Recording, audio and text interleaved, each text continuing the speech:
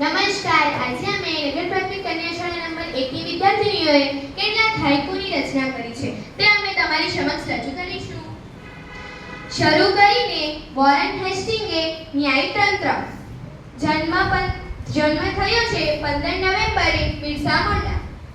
મરી મસાલા ભારત પાસે લઈ વેચે અંગ્રેજો. બધાને મળે સમાનતાનો હક, ના ભેદભાવ. કુદરતમાં આગાહી શક્ય નથી. જ્વાળામુખી વાવાઝોડુંની પૂર્વ આગાહી થાય કુદરતી છે. એક અખૂટ પ્રદૂષણ એ પવન ઉર્જા. તેલ મળે છે પૃથ્વીના પેટાળમાં.